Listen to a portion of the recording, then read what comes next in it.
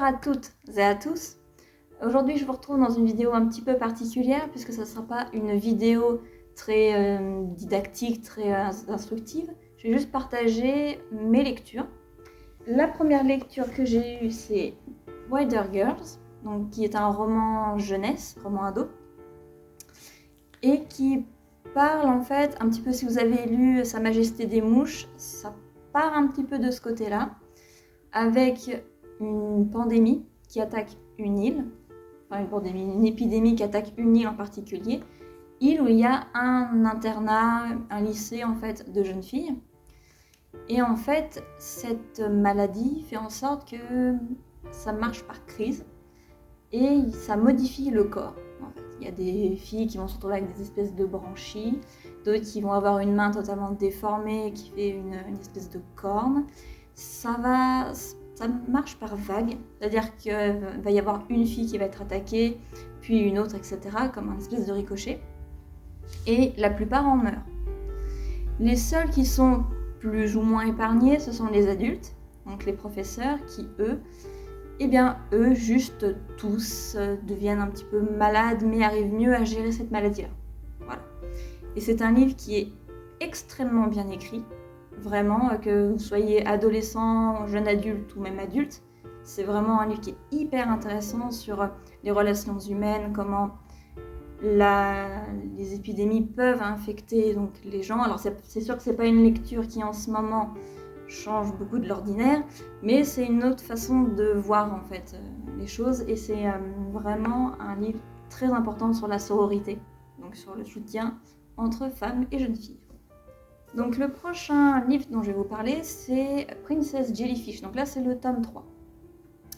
Donc en fait, c'est un manga shoujo, donc traditionnellement pour les filles ou pour les femmes. Vous pouvez le lire qui que vous soyez.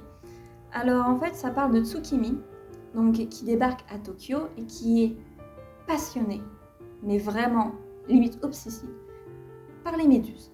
Voilà, donc Jellyfish, voilà. Et en fait, elle en dessine énormément, elle en dessine tout le temps, et elle vit dans donc, comme tout à l'heure, dans une sororité en fait, donc comme les fraternités américaines, sauf qu'il n'y a que des femmes, et aucun homme n'est toléré, jusqu'au jour où elle rencontre un homme qui est travesti en femme, et qui l'aide à sauver une méduse.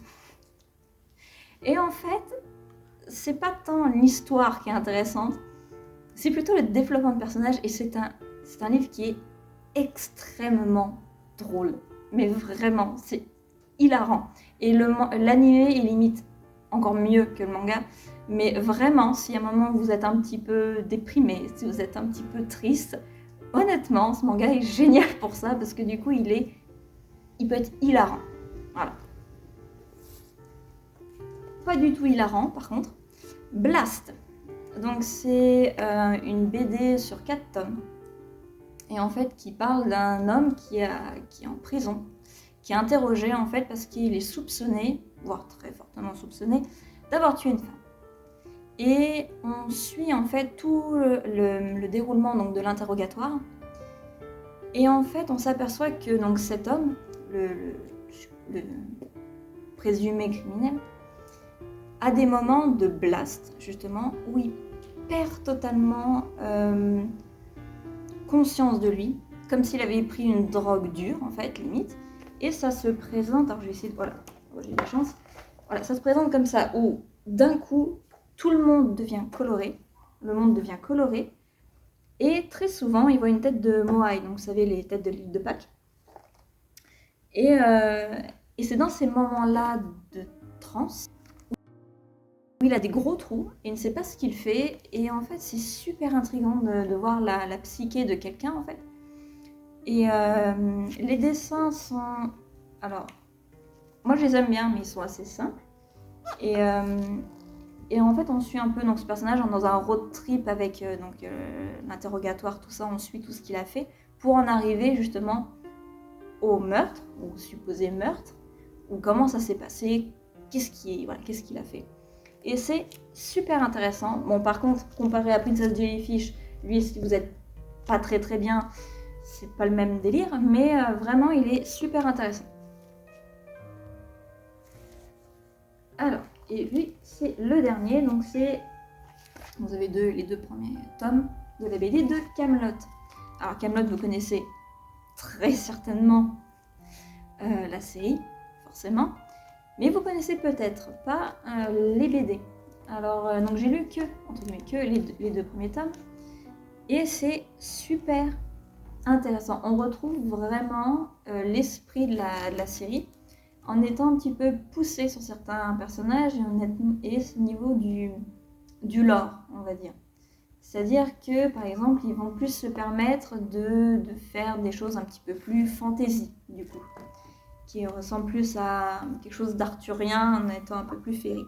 Voilà. Quand vous avez un énorme rongeur, c'était des choses qu'ils ne pouvaient pas se permettre, à mon avis, dans la série au niveau du budget effets spéciaux. Donc là, vraiment, vous avez dans la BD des choses qu'ils ont pu développer. Et le scénario est fait par Alexandre Astier, donc papa de Kaamelott. Et ça se ressent. Ça se ressent au niveau des dialogues.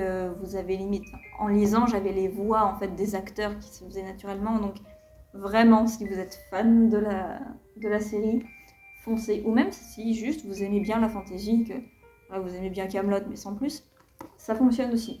Et les dessins sont très bien faits, on les reconnaît bien, c'est assez dynamique.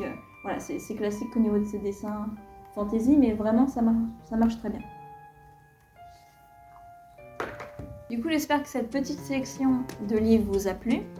Ils sont disponibles à la Pléiade, donc vous pouvez les emprunter tant que vous voulez. N'hésitez pas à nous dire en commentaire ce que vous lisez, vos coups de cœur, ou justement des livres que vous n'avez pas du tout aimés. Ça peut nous donner des idées justement pour des livres à lire en fait. J'essaye de brasser un petit peu large, histoire de sortir un peu de ma zone de confort, donc n'hésitez pas, peu importe ce que vous lisez, il n'y a pas de souci. On regardera ça et j'essaierai de voir si je peux en lire.